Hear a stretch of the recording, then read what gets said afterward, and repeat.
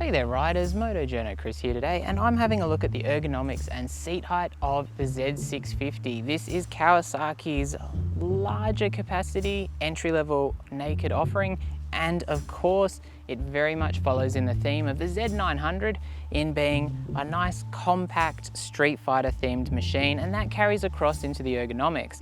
Now, one of the really good things about this particular bike is that the seat height is only 790 millimeters.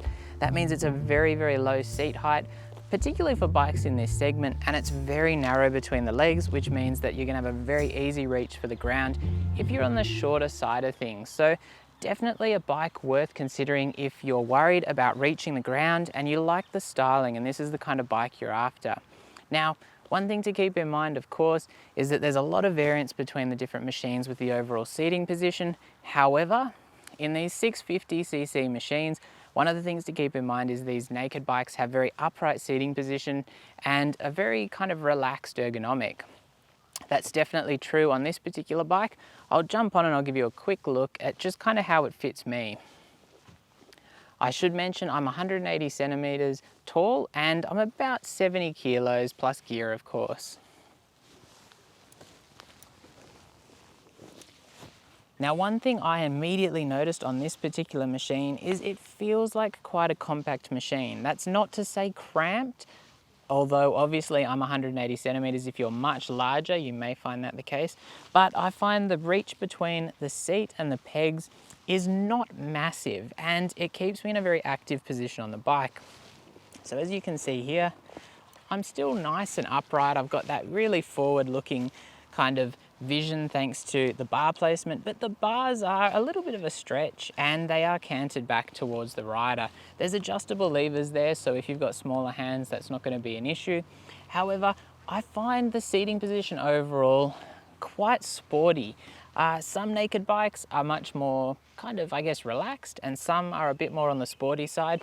This being a street fighter, the sporty side of things is good if you ask me, because that's kind of what I'm after. And like I said, it very much follows with the Z900.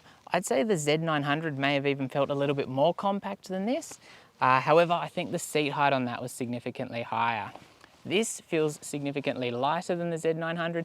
It's got that nice easy reach to the ground. I can get both feet down flat, and there's, there's quite a bit of extra room there. There's probably a good bit of extra room there. So if you're significantly shorter than me, you'll probably still find this is a very easy machine to jump on board of. One other thing to keep in mind, of course, is how they've designed this seat. As you can see here, we've got this really narrow seat at the front. It's wider at the back for comfort, which is a good design piece, but you've also got a pillion seat, which is a lot higher. Now that does restrict you from moving too far back in the seat, which can be a good thing because it'll stop you kind of feeling like you're gonna come off the back of the bike if you're really having a go on the throttle. And it also means that your pillion is gonna be sitting a bit higher, which means they can kind of see over your shoulders quite often, but also so they have a bit of a longer stretch to the pegs, which, that's a good thing for having a pillion on the back. I don't tend to think that these bikes really are something that you'd be seriously doing long kilometers on with a pillion, but it's still a nice design feature.